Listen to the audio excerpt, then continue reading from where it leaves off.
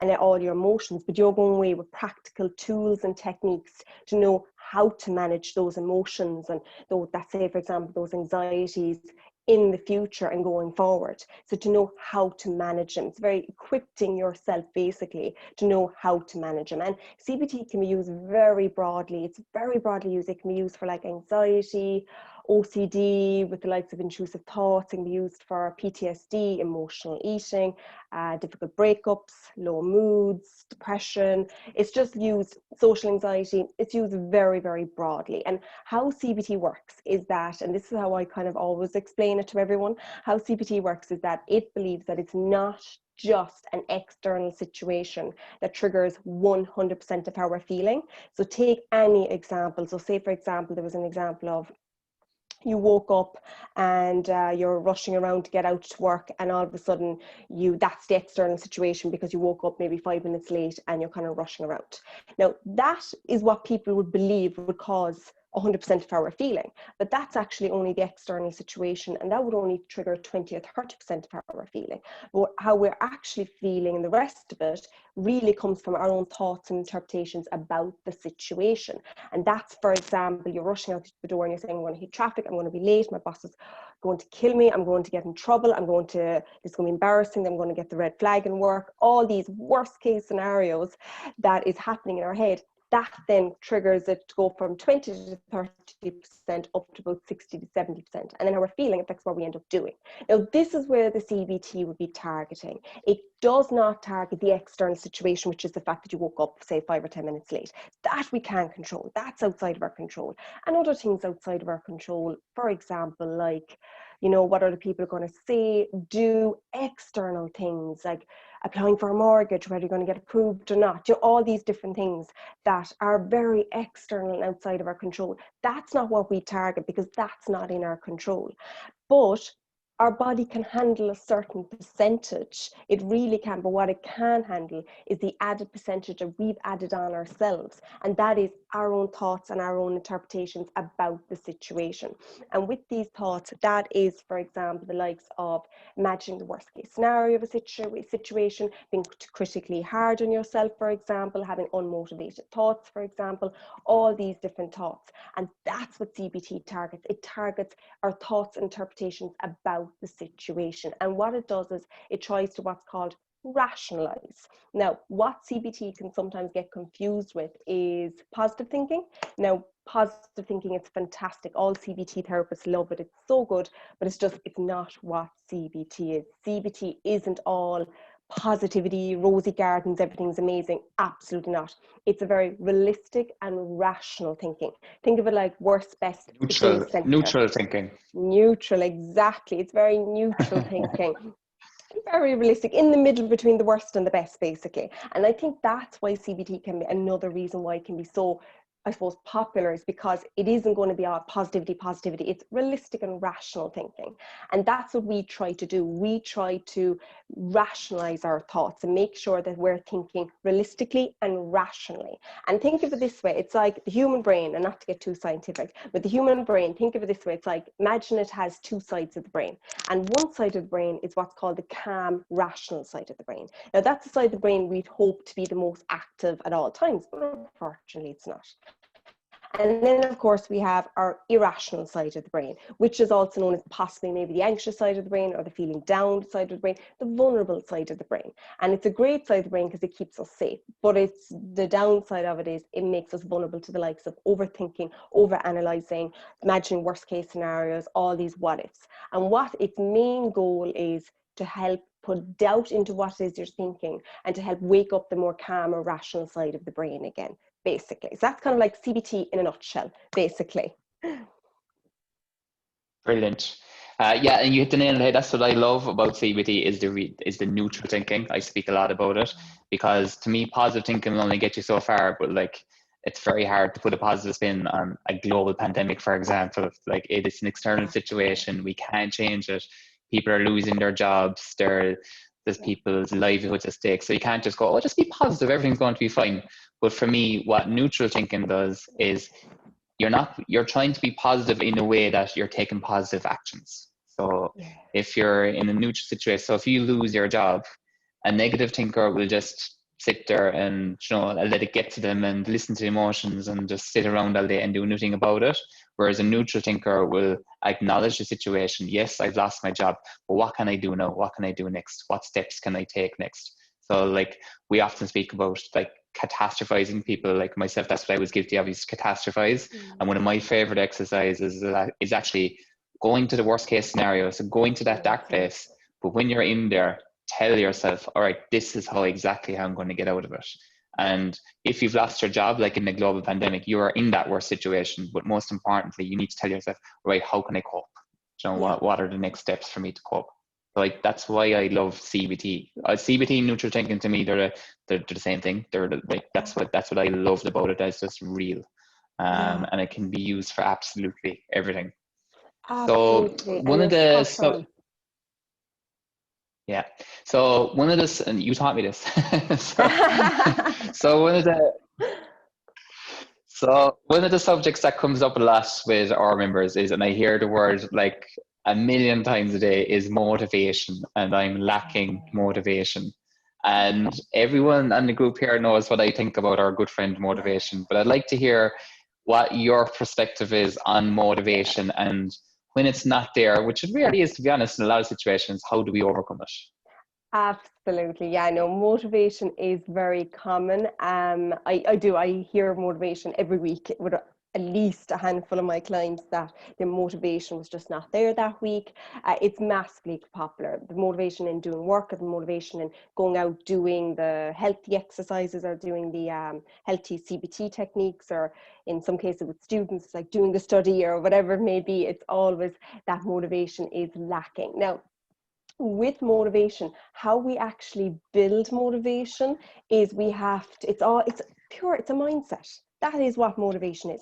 And I think people build up this motivation to be this big thing, but actually all motivation really is we have to set the mindset first when you're thinking about it, really, because you could be absolutely exhausted, but if you have the mindset to, no, I'm going to the gym, for example, you'll go, for example. Whereas if you don't have the mindset, and you could be full of energy, full of beans, you're still not going to go because you don't have the mindset. So it has to come back to the mindset, and how we build that mindset for motivation is we have to think of the long term. And that's the easiest. Would you believe that's how easy it is? It's all about recognizing the long term, not the short term. Because say, for example, if you came home from work, I'm just going to use the gym's example purely because of the area that we're in right now, fitness.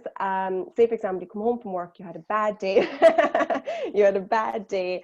You come home, you just want to throw something quick into the oven. You're tired, you're exhausted, you're getting unmotivated thoughts like, no, I'm not going to bother doing that class. I'm not going to log in and do the class. I'm just going to sit down. I'm going to just treat myself to whatever cookies, or I'm a celebrity, get me out of here, whatever it may be, for example. And it's all of that. Whereas if you were to think of the short term reasons as to why you don't want to do it, I'm tired, I had a tough day, it's dark outside, upstairs in the spare room is cold, I don't want to have to do the exercises up there, all these reasons, you're going to give in. You're going to say, yeah, I'll do it next week, I'll log in next week. Whereas if you force yourself to recognize long term, how I'm going to feel afterwards. If I go down this path, and if I don't do it for the sake of an hour, and if I stay on the couch, and I'm going to get more sluggish, I'm going to feel worse, because I'm going to end up maybe eating some stuff.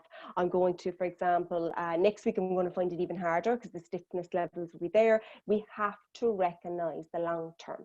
And say, for example, even if you have to kind of put yourself in the situation if you were to follow that pattern. So sometimes how I do it for people is take a perfect example of the Leaving Cert, because I think a lot of us, a good 80% of us have experienced that. Say it's only the month of November. If I had somebody come to me and it's like the motivation levels are not there for studying, it's not until June, I've loads of time, and that's always the excuse. It's short term. It's like, it's only November. That's not till June. Loads and loads of time. It's fine. Or my deadline for whatever work-wise isn't till June. I have loads and loads of time. So that's fine. If I kind of tell them, I say, continue that pattern. Continue it all the way till May. Okay, and imagine you're in that situation in May. And if you continue this pattern every evening, if you tell yourself short term every evening, it's another 4 or 5 months away, it's another 3 months away. 3 months is low. For God's sake, it's 2 months away of loads of time. All of a sudden, 1 month away, and we're in May. You have a month, and they're kind of saying, okay, I have a month to cover 2 years of work. Oh, that's tough. How do I even start? Where do I start even? I make them build up as to they're in that situation. And then the anxiety rises. And I say, okay, stop. Now, don't worry, you're not there. Now, let's come back to where we are right now. How do we prevent that from happening?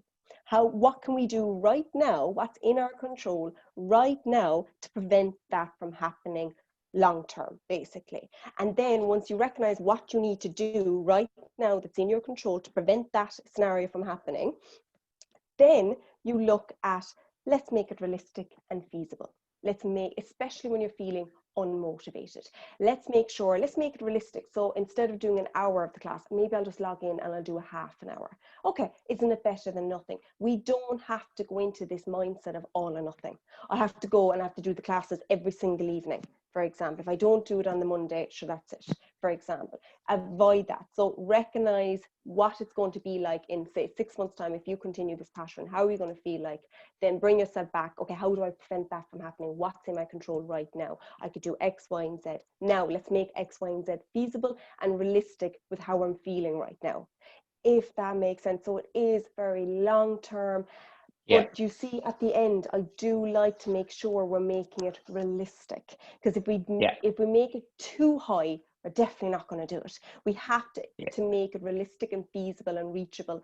And especially, it's like, even if you do go in with the intention of doing it for a half an hour, you more than likely will stay for 45 minutes. You know, and that's always the way. But, or same if you want to do a study for a half hour, people end up doing it for an hour. But it's always the way, but we have to make it realistic. And as well, we're avoiding that all or nothing style of thinking. I'll do it all or I'll do nothing. Doesn't have to be that way. There is middle parts in there as well, if that makes sense. So for anyone out there struggling with motivation, I would follow those steps. Step 1, put yourself in this, or you know, it's always so good to recognize the costs and benefits, short term and long term of it, just to build a bit of motivation about it. Step 2, put yourself in the position, if you follow that pattern in 6 months' time, what position will you be in? Step 3, okay, how can I prevent that from happening? What is actually in my control right now? And then step 4, now I know what I need to do. Let's make this realistic and feasible for tonight. What can I do? I don't have to do the all, but I don't have to do the nothing, for example. Yeah. No, that's really good. Well, what I like to do as well is the long-term approach as well. And just say someone comes to us and they want to lose 2 stone, that's their goal. I get them to think, all right, how long is it going to take to lose 2 stone? Realistically, you want to take your time with it, 1 to 2 pounds a month. It could take 3-4 months. But what I tell people to do is identify yourself right now as the person who's 2 stone lighter. And when you're lacking that motivation, you tell yourself, all right, what would the 2 stone lighter person me do right now? They wouldn't sit down and, you know, watch I Must Able to Get Me Out of Here. You can do that after your exercise. But like what? That's what the recording is for. Kind of shy this year, but anyway, yeah, that's fair play. So like have a think about like what is that person going to do? What action would that person take right now? I'm not saying like you don't need to change who you are, don't ever do that. But what I'm saying is when it comes to goals, identify yourself as the person who's already achieved that goal.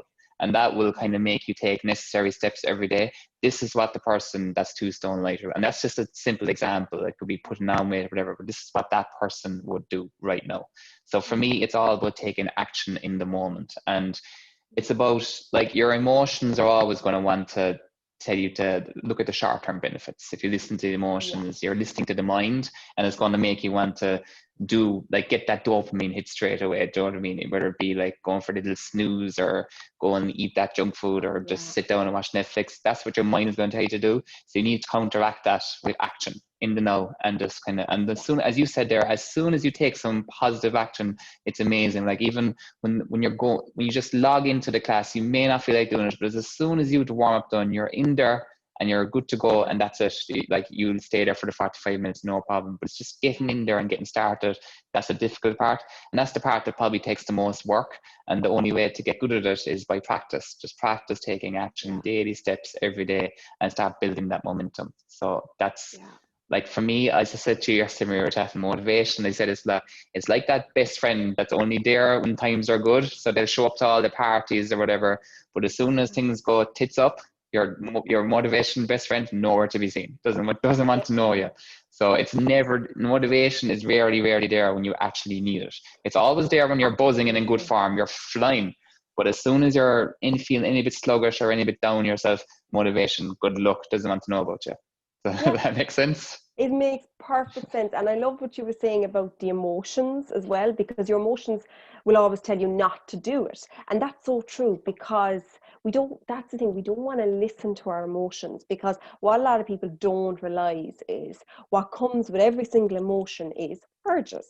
Every single one of them. You know, if you're feeling anxious, you'll get the urge to avoid, retract in, avoid it. Let's not do it, for example. If you're feeling down, you get the urge to retract in, be by yourself, don't be around people. No, I'm not logging in.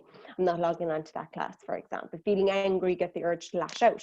But you see, a lot of the times we'll always give in to these urges. Number one, because we don't actually realize we're giving into that emotional urge. We don't realize.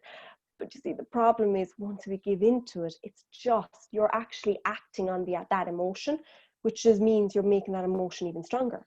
Whereas if you always force yourself to recognize what's the opposite of what my urge is telling me right now, and now let's do that. And the opposite will always be, for example, log on to the class, even if it's only for a half an hour, or do a half an hour bit of study, for example, or go do that half hour walk. I know I really don't want to. I should be doing an hour, but you know what? I'm going to do the half hour, make it realistic and feasible, for example.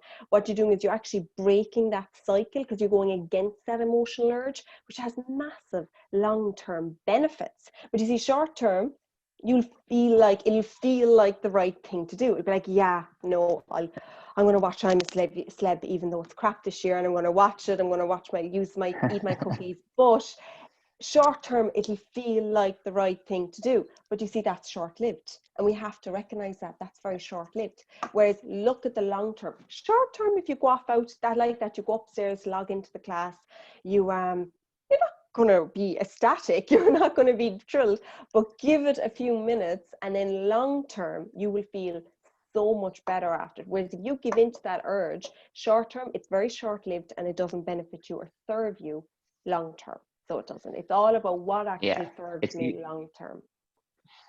And it's usually in the short term kind of impulses. They're the things you regret, because guilt, because they might cause you pleasure in the moment, but after a while, like, oh God, why did I waste an hour scrolling through social media? Whereas it's the long-term thinking. It feels hard to think about doing it, but you're so happy you did it. So it could actually improve the rest of your day, because you're going to carry that feeling with you for the rest of the day. So that's why it's important to not give into those impulses. So that leads us nicely to the next point. One thing a lot of people struggle with, including myself, to be fair, during the lockdown, is because boredom is an emotion, and emotional eating is definitely something that's very prevalent at the moment. If you're sitting at home, I find the weekends especially, they're long weekends, you don't have much to do, you're sitting around, so you're just kind of eating out of either anxiety, boredom, whatever the emotion is, you're giving into it. So what kind of strategies do you have for people that suffer with emotional eating? Because it does cause you to suffer. So yeah. Absolutely does. And I always say that to people, like, emotional eating is so much more common than people realize, you see. And you're dead right, especially during the pandemic and during the lockdowns, it was very high, because we were very confined, and all our activities, all our distractions were all taken away from us. And the season that we're getting into, the evenings are much, much darker. There isn't much more we can do, really, other than, watch a bit of TV, and of course that leads to whatever it may be. So with the emotional eating, it is all about, the first step is you have to recognize what you think you're actually getting out of it. That's the main thing. So there's many different reasons as to why we go to the emotional eating. There could be, and I've come across loads of them. So the ones off the top of my head now that I've come across would be, it's a way of coping. It's a way of managing our emotions. It's a distraction. It's distracting yourself from how you're feeling. It's complete boredom, absolute boredom, complete habit. So I always have cookies eating. I'm watching I'm a Celebrity. It's another one that I have come across quite commonly is this extreme dieting. The extreme kind that can cause deprivation, which is that extreme hunger. That can really lead to overeating. So it can. So we just want to be careful and create a healthy balance, which I know you probably cover much better than I do, but it's just it's something you have to be really careful of, because I see it, and it's that all or nothing that can happen. It's like, I'm going to have absolutely nothing, I'm going to be so good, I'm going to eat salads every single day, and it's like, you have to make sure it's realistic. And again, if you're physically starving and hungry, that's going to lead to overeating. So it's just making sure there's healthy balance. It's everything in moderation. So the first step is kind of recognizing, what are my reasons? So there were some reasons now I listed off the top of my head. Recognize what are your reasons. So say, for example, your reason was, I always use it, emotional eating, when I'm feeling stressed, when I'm feeling anxious. I think I get distraction out of it, or I get some sort of comfort out of it. I feel like it's a treat, for example. We have to recognize, it's like, look at the short-term and long-term benefits of it. Again, it's like, sit down some evening when you're feeling good and write them down. And I do recommend to write them down. And I usually don't recommend the writing, because some people love it, some people don't. I don't like the writing, but for this I do recommend the writing. Love writing. Purely because, yes, I do too, but purely because when you're in the moment, you need it. When you're in the moment, you're not going to be able to think of these reasons. Sit down and use all the examples that you've already used in the past, like that you have emotionally eaten, you have overeaten, for example. Don't waste them. Don't like be hard on yourself for them. Learn from them. Learn from those experiences. Take a step back. What was my day like? What was I feeling? What was I trying to get out of it? You know, and it's okay if you're like, I don't even know what I was trying to get out of it. That's okay. And then learn from it. It's like, short term, I thought I was going to get comfort and a treat out of it. Okay, afterwards, how did I feel afterwards? Make a list of actually how you felt afterwards. Use those examples to learn from them and hang them up on your fridge. Literally hang them up on your fridge. And every single time you have the urge to emotionally eat, I want you to read the actual list of how I felt afterwards. The actual consequences of it. I felt worse, I felt guilt, I felt shame, I was hiding it, I felt extremely full and bloated. The next day I was very sluggish. I wasn't myself. I was beating myself up over it. It took me a few days to get past it again, for example. Now, what I thought I was trying to get out of it was a treat, a comfort. How else can I get them? How else can I get that? You know, let's replace that. Now, that would be in therapy, we'd start looking at what's called emotion regulation techniques to help regulate our emotions. And there are different techniques like acting the opposite of your urge, or the 4-step plan for managing your emotions, or releasing techniques. They're all about these different techniques to help regulate our emotions, which will be very important. And you have to recognize, because these emotion regulation techniques, I have my clients replace them with the emotional eating, because short term, they're beneficial short term and long term. Whereas if you look at emotional eating, again, it's extremely short lived. Another big tip I would give to your members is recognize the 3 types of hunger. This is very common, and not many people actually have heard of this. There's actually 3 types of hunger. There's one, which is physical hunger. Second, which is called mind hunger, also known as emotional eating. And third, which is called habit hunger. So physical hunger is when we're eating because we're physically hungry. So it's recognizing the reasons why we're eating, basically. And that's okay. You know, if you're like genuinely hungry, you came home, you had lunch, and you're not, I mean, deprivation now, but you're just normal hungry, and that's why you're going to the press to get, for example, the whatever it may be, to get your dinner heated up or whatever it may be, because you're physically hungry and you're trying to fill that void.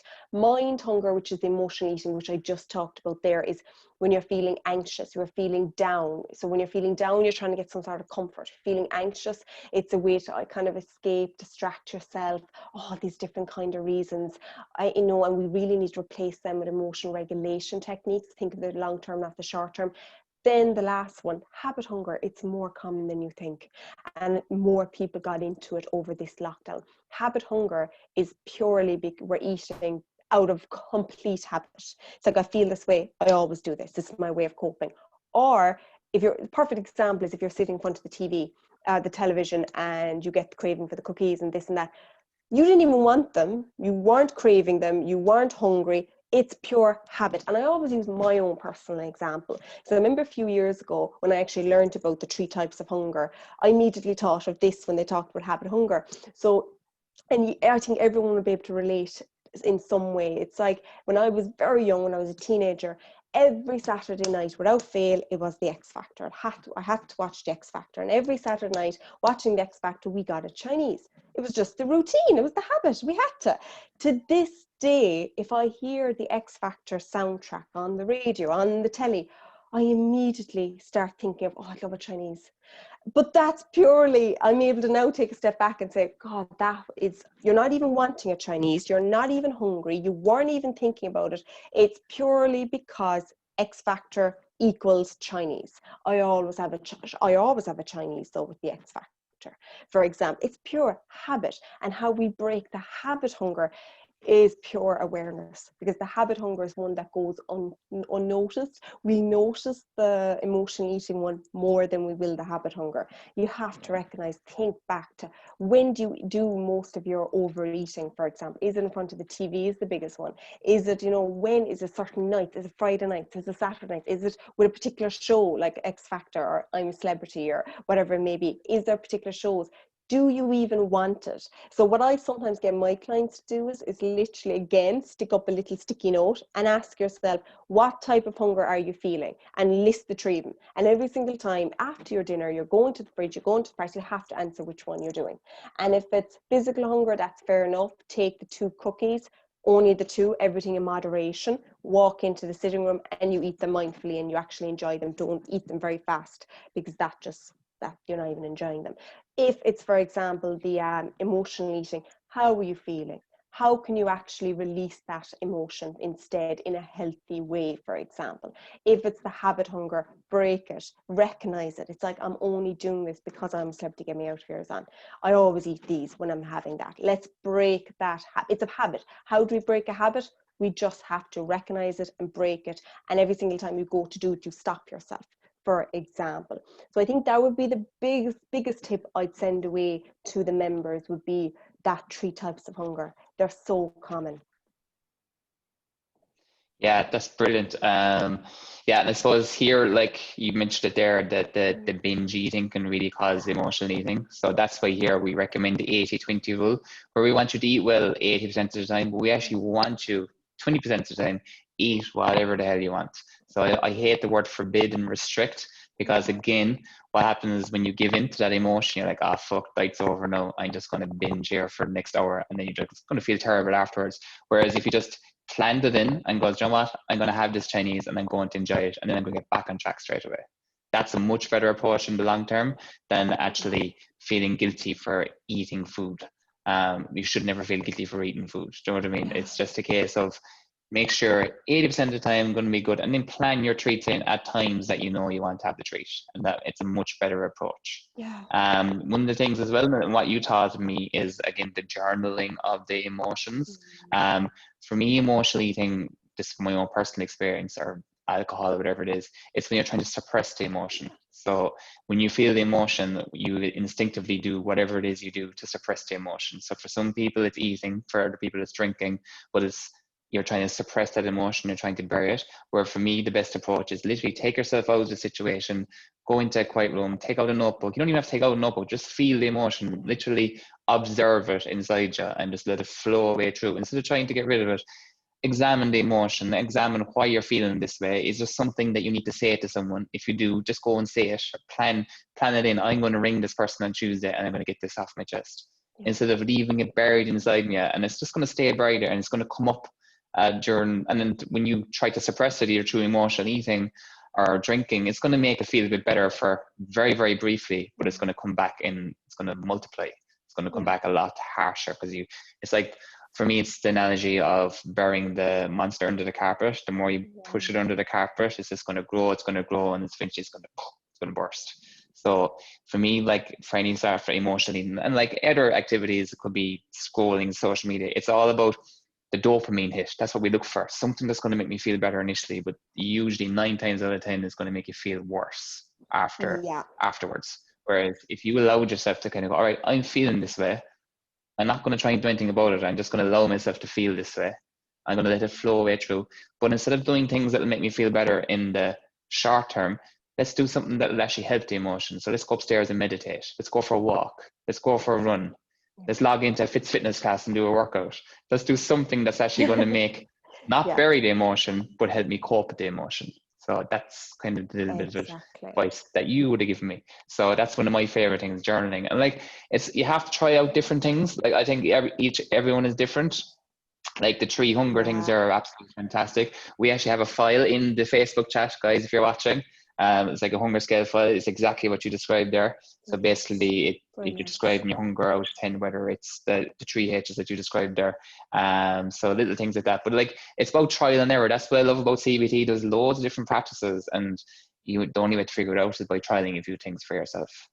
So there's some of the techniques that you might share them with me afterwards, and I'll post them up to the group if you have a couple of forms and stuff that people might have. Absolutely, no problem. Yeah. I'll send anything I'm talking about here, I'll send over to John, and he can put it up into your group like that. The 3 types of hunger sheet, I'll email that over. The information sheet, kind of explaining about emotional eating, I'll send that over as well. Definitely. And even like the likes of the all or nothing, I'll send that over as well. Yeah, brilliant. So the last topic I'd like to discuss, it's something that's again very prevalent at the moment, is uncertainty. And for me, when I spoke to you, you really helped me with this, because as a business owner, you have to embrace uncertainty, or else don't own a business. Because you just don't know what lies around the corner. And this year is a massive example of that. But for me, life itself, for you to really be happy in your life, you have to embrace uncertainty. Because for me, anxiety is caused by the unwillingness to accept uncertainty.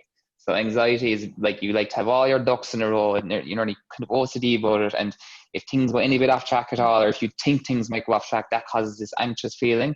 Whereas embrace it, like, just bring yourself into the now, take actions now that are going to improve your future, instead of worrying about a future that might never happen. So that's a huge part of being happy, really, isn't it? Embracing uncertainty. Absolutely. Uncertainty, and you're so right. Uncertainty at the moment is so prevalent. It's so high.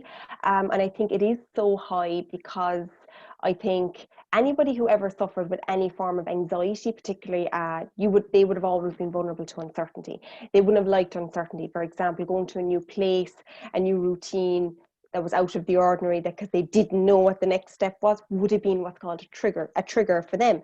But I feel 90% of us have experienced it this year. You don't have to just experience anxiety or be vulnerable to anxiety to have experienced it this year, because this year has proven we don't know what's in store for us every year. You see that uncertainty, like that new year from 2019 to 2020. If any of us actually could have seen a little glass door ahead, what was in store for 2020, the anxiety would have been so heightened. But it's that fear of uncertainty. And right now it's massively prevalent because it is the unknown and the uncertainty, like that. Like, say back in March, we didn't know what this was, the pandemic. We never experienced it before. We didn't know how we were even going to come out of it. Even right now, they're talking about vaccine. We still are so unsure as to the date. We don't have dates. We don't have end goals. We don't have anything to work towards, for example. Even coming out of lockdown, for example, all along we were all working towards 6 weeks. All of a sudden we discover, oh wow, they could be doing this very slowly. It's the uncertainty and the unknown. So it is very, very common. And I think good 80 to 90% of us are struggling with it right now. And I think you're spot on in when you said business owners. I think it's a good skill to learn, I think, as well, because the unknown is so prevalent when it comes to business owners, because you don't know what's in store, and it does come back on you, you see. But what I like to call, how to embrace it and how to accept uncertainty is so important, because what can happen, the main areas to be careful of with uncertainty is basically leading down the path of catastrophizing. Because what we will automatically try to do is, we'll be so fearful of the uncertainty and of the unknown, it will trigger anxiety, and then it will lead into what's called overthinking, whereby we imagine the different scenarios that could be happening. And that's fair enough, but that leads into catastrophizing, which, as you probably know, and as you know, and you probably already mentioned, is that's my big imagining the worst case. That is the big one, yes. It's imagining the worst case scenario of a situation, or what I like to sometimes call the what if worries. What if this happens? What if that happens? And you see, the problem with the likes of catastrophizing is that our brain is telling us, what if this happens? What if that happens? What if X, Y, and Z happens? All of a sudden, it releases what's called the fight or flight response into your body. And now that fight or flight response is a natural response to this, because your body is reacting to what it is you're imagining could potentially be happening. So of course it's going to release that. It releases adrenaline and all these other type of hormones to equip you to be able to cope. It gets you in a state of readiness to be able to cope with it. But the problem is, it hasn't actually happened yet. And you're left with that fight or flight response being released into your body, all that adrenaline, all that anxiety. And it actually can't go anywhere other than, because you can't use it because it's not happening right now. And you're unsure as to even if that's going to be the outcome. And all it does is it leads into anxiety. And then where our muscles are stiff, our thoughts are going riot, our breathing is not right, for example, all the physical sensations can come on us then as well.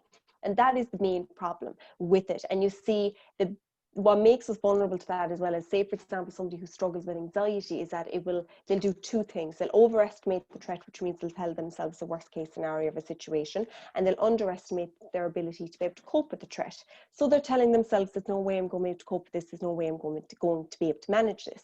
And a lot of times people come to me and they say, Niamh, I know I'm catastrophizing, I know it, but I feel like it prepares me. And I always say, that's so fair. I can't tell you how many times I've heard that. And I always say, that's so fair. But do you ever answer the question? Do you ever say, I'm going to do X, Y, and Z if that happens? Your favorite thing to do. Look at the worst case scenario. Recognize your ability to be able to cope with it. What will you do?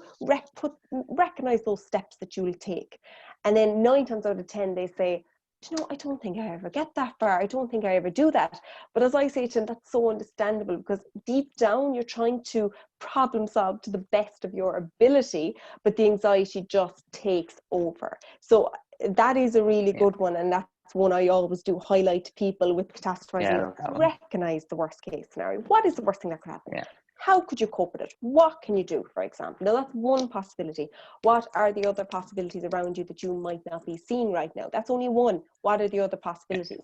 So that's just one area I'd highlight to your members to be careful of with the uncertainty. How we embrace uncertainty, you know, to build motivation with it, it's always goes back to the advantages and disadvantages. You know, recognize what are the advantages of accepting uncertainty, what are the disadvantages. Trust me when I say you will see the advantages are much higher. Recognize the areas in your life that you're already accepting uncertainty. There are areas that you are accepting uncertainty already because you know you have to, or you're fine with that area, but recognize them, because there are. Counteract them, you know, when you're at the moment with this high uncertainty going on. Recognize, you know, but I accept uncertainty with all these areas. How do they turn out? They turn out fine. Recognize that. Recognize also, are you associating a negative outcome to uncertainty? That then we have to nip in the bud. That's like the catastrophizing. Are you recognizing only the worst case scenario? Do what John does then. What is the worst case scenario that could happen? How could I cope with that? Now, what are the other possibilities around me? For example, that could also that could potentially also happen. But you're actually prepared for the worst case scenario. And as well, kind of change the way you're viewing the uncertainty. It's like, is uncertainty always bad? Does it always lead into bad? Like, it's like, where's the evidence that uncertainty is always bad, for example? You know, where is it? It's like, take the practical example. If I was to say to people, if there was a TV show on every week and you were made watch it every week, and it was a very long, tedious one, and if you from episode 1 could tell the plot straight away and could say, I know exactly what's going to happen. That person's going to do this, and this is this, and they're going to do that. Are you seriously going to sit down every week and watch it? No, because it's too predictable. You know what's going to happen. But yet, how come we can't accept that in other areas of our life, for example? Uncertainty is needed in other parts of our lives, for example. So it's kind of recognizing, counteracting that with what areas do I already accept uncertainty with, you know. And if you're really struggling, especially right now, the biggest tip, and I've heard them kind of give this on the radios even, which I love hearing, because it is a pure kind of it's like CBT, because CBT is all about recognizing your area of control. With uncertainty, it's out of your control. You see, you can't control it, you can't guess it. But counteract that with, what is everything that's actually in my control? Okay, I can't control that the government have closed my business again, for example. I have to shut the doors again for 6 weeks' time. I can't control that. What can I control though? What's in my control? What do I do about it? What can I do? Okay, available to me? What resources do I have? I have online. Can I do anything with online? Can I do, okay, all this extra spare time? Can I organize, say, for example, I'm just going to use your example. Can I organize the gym? Can I get the stock ready? Can I get the books and the accounts in order? Get organized, use this time to get ready and get organized in those areas. Can I come up with new plans? Can I start working online? Can I utilize the experience? Is this going to be a new way of working, for example? It's like all that is within your control, for example. Or it's like the uncertainty of like when schools, for example, open back up. I heard a lot of that, God love them, say when people were sending their kids back into the school, or teenagers themselves going into school, the uncertainty of everything was so new all over again. I had to keep counteracting with them and saying, okay, all this out of your control, whereby you're no longer going to be able to go from class to class. You have to stay in one class. You have to wear a face mask. Your lunchtime could be changed. You're going to have to be restricted to a certain amount of people. Okay, we know all that. What is everything that's in your control? The hand hygiene is in your control. The sterilizing of your hands is in your control. Your subjects have not changed. They're exactly the same. Your teachers have not changed. Your friends have not changed. All these areas are within your control. Whether or not you keep your mask on properly, that's in your control, for example. So it's counteracting that a little bit with what areas you already accept uncertainty with, and how come you can't do it with these areas, and kind of recognizing what areas are within my control, if that makes sense. No, it does. It's definitely one of my favorites. Like I mentioned at the start, was like when I was with you, was it last year? I literally wrote down, what is the worst thing that could happen? And I wrote down, the gym will shut down. Yeah. and I have it written down here in my journal, and lo and behold, it happened. So when it happened, I was able to kind of go back and scroll through it and go through about the 50 reasons how I cope. So like it was really helpful in that I had that tool in the toolbox. So when we did shut down, we were literally online the next day because there was no panic. Like we just went to just keep your calm, let's go online. And even during the last lockdown, I noticed a lot of people, gym people, and I don't want to single them out, but they were giving out about the gyms should be left open. But like to me, that is like, that's out of your control. All right, you can't control that. You can't go up into the door and make them open the gyms. So you're actually wasting your time going on Joe Duffy giving out the gyms being closed. Do what you can do control. Take out what can you do now to keep serving your members. Yeah. You're not serving your members by fucking getting on the radio and giving out about it. And like, you're not more important than the hairdressers or the beauticians now. That's another subject. But like, do what you can control. And for me, within my control is serving my members. And we don't necessarily need a gym to do that. So that's what, and so we just moved online. We're here now doing CBT with members. Hope they're enjoying it. But like, it's basically thinking outside the box, and you will cope. And I think I don't like to look back too much, but it's nice to reflect on tough times. Look back and look how you came through them, because we all have tough times that we've come through. And I think sometimes we underestimate just how strong we actually are, and the strength that you would have built up and the resilience you would have built up. And it's nice to look back on that and go, oh my God, I've come through so much tougher than this. I will be fine. And even this lockdown, we've already come through one lockdown. We're in another lockdown. You will get through it. I know some people may have suffered financially. You may have lost your jobs. That's fine, but you will cope. Like, you will get there. There is light at the end of the tunnel. It's not going to be this way forever. And it's just a matter of there's no point sitting there thinking worst case scenarios and thinking about how bad life is. Sit down and write, all right, this is, like, we go back to the neutral thinking. This is how it is. I can't do anything about it. But this is how it is. I'm not going to sit here and think negatively about the situation. I'm actually going to actively do stuff every day so that in the future, if this does happen again, that I'm going to be better prepared for it. Exactly. So like, if you have lost your job, and it's an extreme example, now is the perfect time to reskill. So because it just means that the job that you're in is insecure, it's probably unstable. So now is a perfect time to go and reskill and make sure that you can get it. If this does happen again, that you have skills available that will keep you in the job. That's just a very extreme example, but you know what I'm trying to say with it. Absolutely. And that like, is it's like extreme example. Yeah, like a pub owner might think to themselves, it's our food. Yeah. So little things like that. So yeah, I really enjoyed this chat. It was really good. Thank you so much for coming on to us. I hope our members enjoyed it. As I said to you yesterday, I really think there's such a really good link between cognitive behavioral therapy and fitness, because it's like, to me, CBT is basically a workout for the mind. And the reason I'm such a huge proponent of it is because I've witnessed it and experienced it myself, number one. But number two, I think a lot of people, when they go to make changes in their life, they underestimate the importance of actually focusing on the mind and changing the behaviors. Like, it's one thing to come and do the exercise, that's fine. But it's the behaviors outside of the gym that are going to lead you to getting kind of long-term and more sustainable results.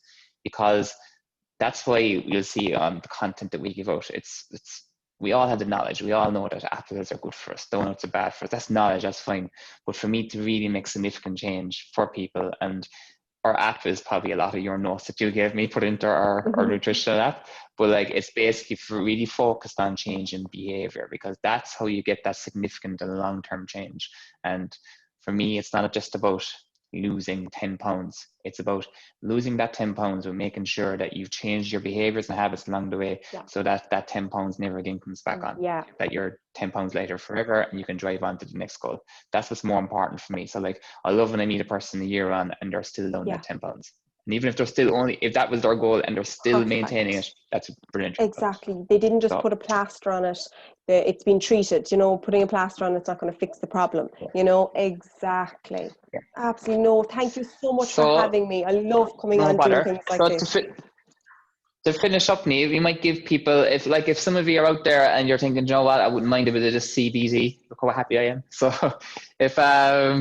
if people would like to get in contact with you, if you want to just tell them how they can get in contact with you. Absolutely. Thank you, John. You can contact me in two ways. You can email me if you'd like on niamhlynch30@gmail.com, and that's Niamh Lynch, NIAMHLYNCH 30@gmail.com, or you can ring or text 085 804 1660. That's 085 804 1660. Even if you're just looking for some information, I'll share it after now. Thank you. There's no problem. Contact me at any time. And even if it's just information, I'm happy to have a quick chat over the phone or an email or whatever it may be.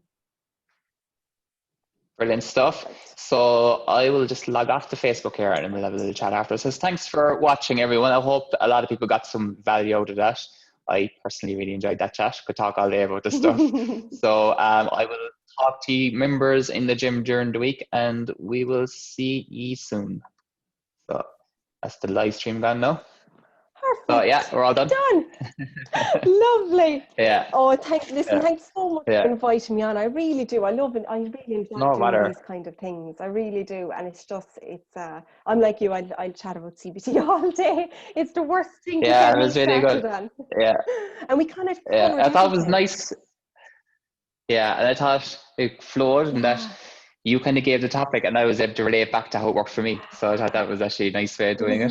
Instead of just two of us giving out the advice, I was able to draw this is what worked for me. And it won't work for everyone, but like, yeah, I enjoyed that now. Hopefully, I think like the way I look at these things, if it helps one person in the whole group, like that's, do you know what I mean? That's why I always say if it helps one person, it's worth doing. Like every time I sit down to do a video or content, I never worry about the amount of likes or the amount of people watching. All I care about, if this gets through to one person, then it's worth doing. And I think there's no point being a coach or a therapist if that's not your attitude. Do you know what I mean? I think it's all about picking, if it helps one person, if my content helps one person, I think it's a job well done. So no, that was really good. Enjoyed that. Me too. No, it was really good. Definitely. And do contact me if you ever want to do anything else like this again. Contact me and I'd be only delighted to get back up and Zoom. Brilliant. Yeah, brilliant. I'll share your info now after on our Facebook page. Oh, thank you so much. I've recorded this video, so I might take snippets out of it and put it on our YouTube channel and stuff for next to kind of show that we're, so with your permission. Oh, no problem whatsoever. Only happy and delighted to do that. Yeah, there's no problem with me. You put it on the recording. You have my permission. Brilliant. All right, Niamh, thanks a million. I'll leave you get on with today. And I get those. And thank you. Thank you. And I get those emailed off to you. Brilliant stuff. Thanks a million. Bye-bye. Bye, John. Bye-bye.